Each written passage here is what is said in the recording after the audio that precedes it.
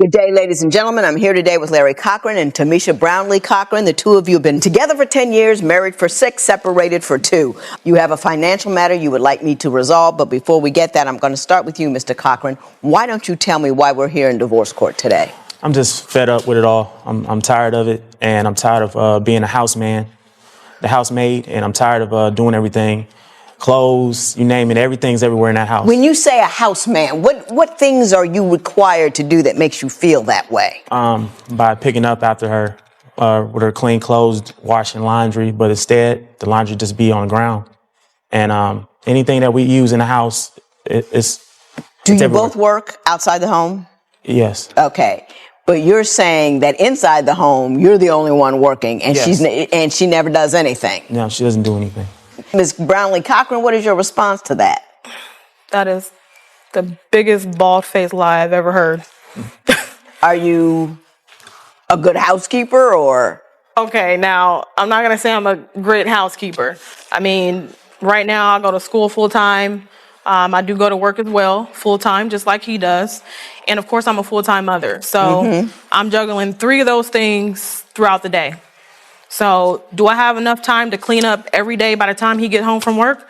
Probably not. But am I cleaning throughout the day? Yes, definitely, because that 3-year-old of mine is everywhere. So I clean up behind her all the time, and especially... I object. No objecting.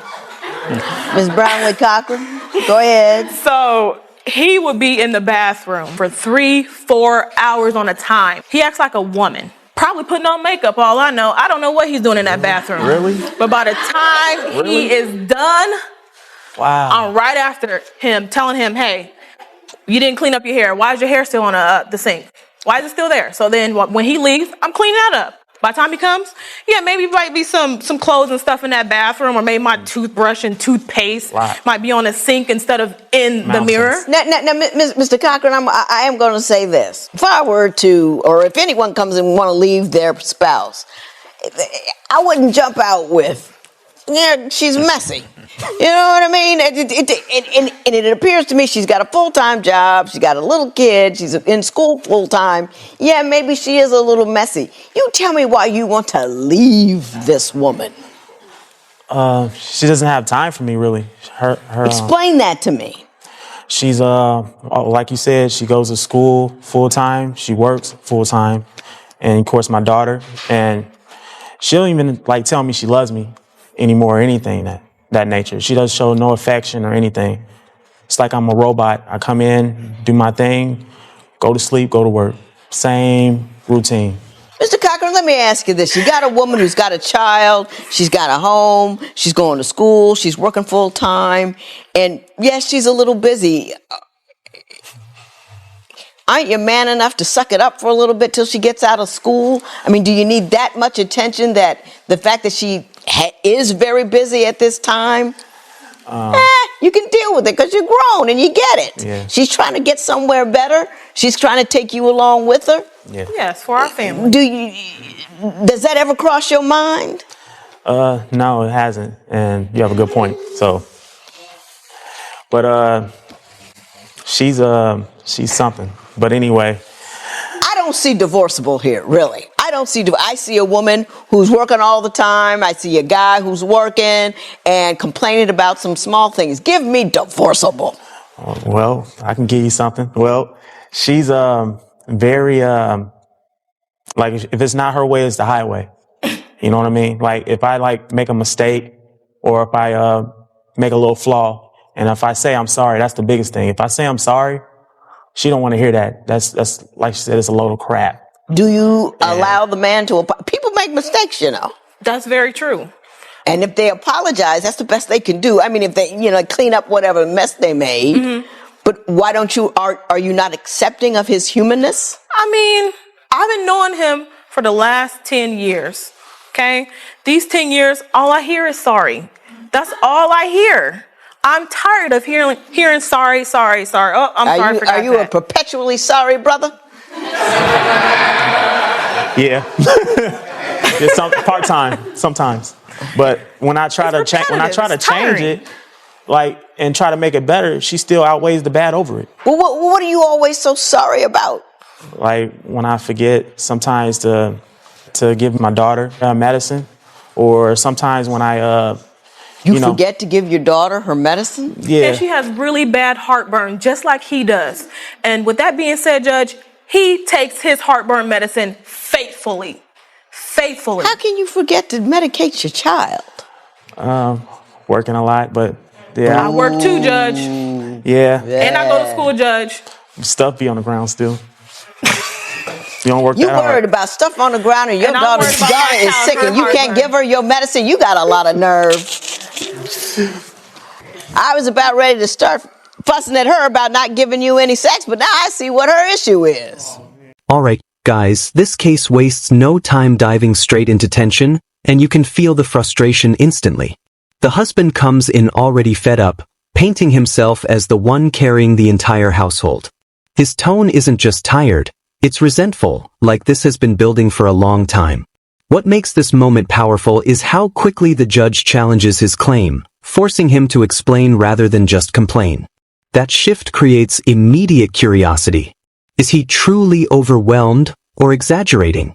In just seconds, we're pulled into a classic his side versus her side battle. And right here, the foundation is set for everything that follows. Conflict, contradiction, and a deeper truth waiting to surface. So, Mr. Cochran, you have been distraught or upset about the amount of sex you get, but you say when you complained about it, you got a very unusual response from your wife. Why don't you tell me what that was? The unusual response was, well, since I'm not giving you attention or enough affection to see other women. And she told me this throughout the months and the year. It got to years. And it was to the point that I started believing her because I felt like a less of a man. I felt like, well, hey, you know what I'm saying? You showing everybody else love and affection and you telling me to see somebody else. That made me feel low and it made me feel like I was nothing. Like I was Ms. a piece of Brownlee meat. Cochran, did you actually tell your man, your husband, if you want some love and affection, find another woman? Unfortunately, yes, I did say that. Now, I have a really good excuse, I believe, for me saying that. For the last 4 or 5 years, I have submitted to this man whenever he wanted it, how he wanted it, when he wanted it, whatever. I am tired of him abusing my body. So I said, well, hey, we need to start making a scheduled time to make love, okay? So that wasn't good enough for him. He wanted it 2 and 3 times every day. Every day. 2 or 3 times a day? Kind of, sort of? Yeah, sort of. Yeah. It's too much. It is a lot. I mean, too much is a value judgment that only the two parties involved can place on it. Right. Did you understand the nature of how your high sex drive was making it difficult for her? Not that you're wrong, because your sex drive is what it is. You can't be blamed for that. But did you understand that they were disjointed, that you weren't on the same level with respect to your need? Yeah, I understand that, but what I don't understand is when she's saying that, she's either tired or I don't even get to that far to the third base. Because you shouldn't be asking me when I'm tired. Why don't you ask me when I got a spunk of energy? Well, I tried that. When you do have spunk of energy, I be singing to you. I be doing a whole bunch of stuff for you. Is he romantic and you fail to at least give it, God. give it a shot? Romantic? Him. I guess if we can put this on a scale, his romanticy is probably a 2. Wow, really? Are you light on the romance? I'm smooth on it. I'm more romantic than he will ever be. Every birthday, I'll put out some roses, make him some hot, bubbly bath water, put some candles in there. Does she do that? Well, she did that like 2 years ago. And when we were dating, she didn't do it now. Okay, maybe not now. Because you fall asleep everywhere you go. First of all, Ms. Cochran, how foolish of you to tell your man to go find somebody else, while you're I mean, that doesn't serve your purposes at all. You need to, work something out, we'll try a little this, try a little that, and, give me a day off on Tuesday, maybe, that kind of thing.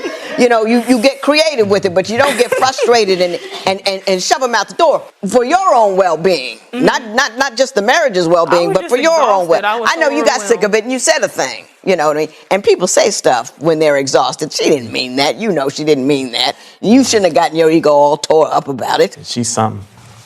I don't see it. You don't see it? No. And I wish you could show it to me. The problem the other is, thing Judge, is- the problem is I am headstrong, okay? I'm very motivated. I'm very energetic. When I want something, I'm going to go get it, point blank. It's not And if he can't do it for me, I'm going to do it myself. What are we talking about? She's talking about all in herself. Basically saying, I want more money, okay? So I go ahead, I start a business and go move for it. He wanted to still stay in the same situation. I gotcha. He's- You're a go-getter, and you're saying that he's just complacent and doesn't assist you in that guard. Yes. I gotcha. Ms. Brownlee Cochran, you say that Mr. Cochran is both selfish and cheap. Why don't you explain those comments to me? Yes, that is so true. This man, so when I first wasn't working, I was a stay-at-home mother, okay, for the first 3 years of our daughter's life because we wanted to make sure we watch her, okay? So that means I have no money. That means he's the breadwinner over here. So when I need something, I need it for her or for myself. I could ask him for $5 or $10. He'll say, you don't deserve it. I'm like, really? Why don't I deserve it? I watch your daughter 24/7. I go to school. I'm doing everything you want for me to do, probably other than the sex thing. Why don't I deserve it? Oh, you're lazy. I come here, the house is all dirty. Look at our room. Look at your clothes. Look at this. Look at that. I work my butt off for this, so I deserve it. That's what he says to me.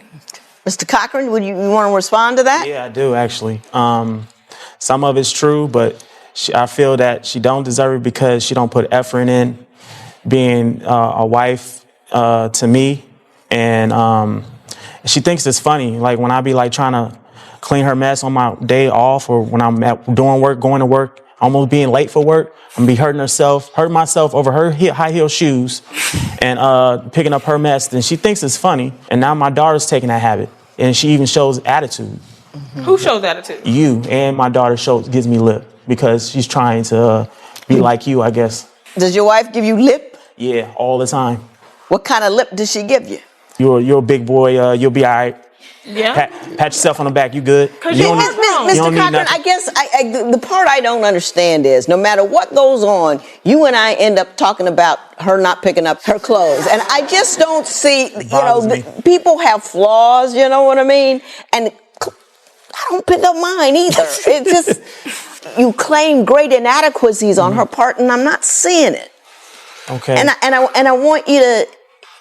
Buckle up, guys, because what starts as a simple complaint quickly unravels into something much deeper and more complicated.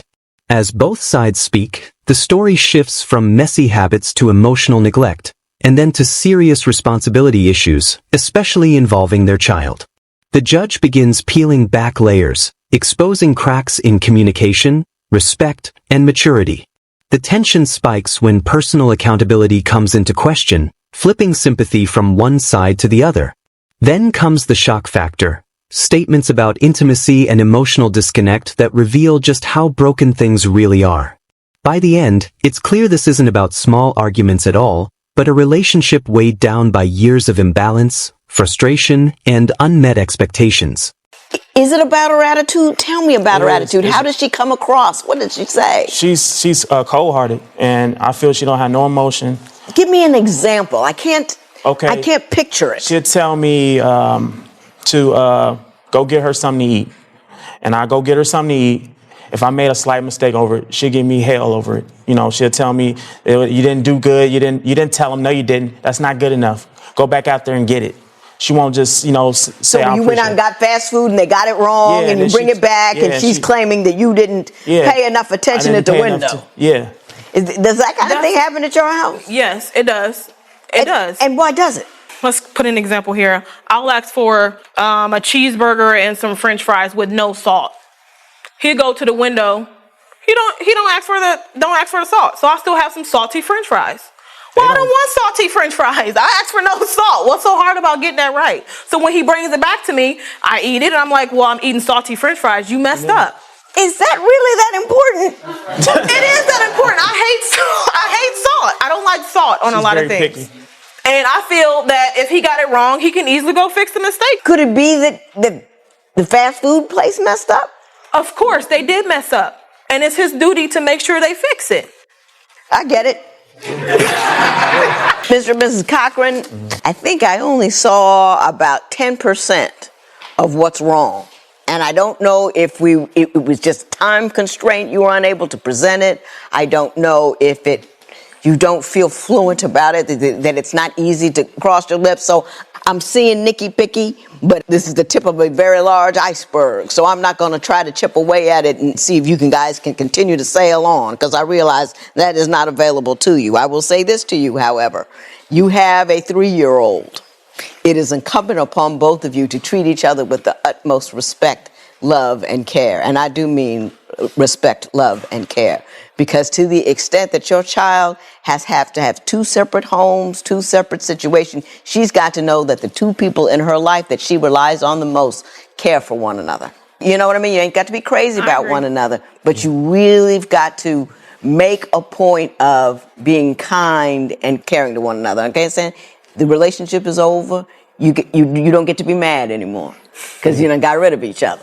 You know what I'm saying? Hallelujah. Talk about Amen. Ms. Cochran, you want me to order him to pay you $413 a month until sometime in 2017 to pay off the balance on a 2009 car, and tell me what your arrangement was with him with respect to this car and why you believe I should award you that amount of money. Before we were separated, he bought that car for me as an anniversary gift. Mm-hmm. Okay? Whose name is the car in? It's in both of our names, but Okay. I'm on the top lead or the top holder. So basically, I want him to continue paying that because that's a gift to me. I mean, he wanted me to have it. He said I deserved it. I feel that he should finish paying it off. Okay. Do you have any paperwork about how much is left on the loan, the amount of the loan? He actually, I got a promissory loan? letter that he wrote to me. Okay. Mr. Cochran, what do you want to say with respect to this $413 a month she wants me to award? I'm gonna do it because I love my daughter and I want her to have the best. Well, aren't you something? Wonderful. That's a good thing to say. Now, I ain't gonna take his word for it. Don't worry about it. I'm gonna make an order. This is unusual for a married couple to do this. It doesn't matter anymore because this man has already stipulated to the payment, and I'm going to require him as a matter of law. But he said, Larry Cochran will continue to make payments on $413 for the car until paid off, which will be February of 2017, and that's the date I'm going to use. If I refuse, then I will be ordered to pay child support. So you said, it's either this or child support order. Yes. Yes, I did. Even after 2017, your child will need support. You'll still be there? Yep. Do the right thing. Yep. But I just want to reinforce that and make it easy for him to see that baby and make it easy for him to be kind and generous with you because you've got to, you know what I mean? Oh, yeah. Make it smooth. I tried. Make it smooth. I'm still trying. Don't be mad about old stuff. Just, it's over with. So done with it. So yesterday's news. So there is an order in favor of Mrs. Cochran for $413 per month until February of 2017. It is so ordered.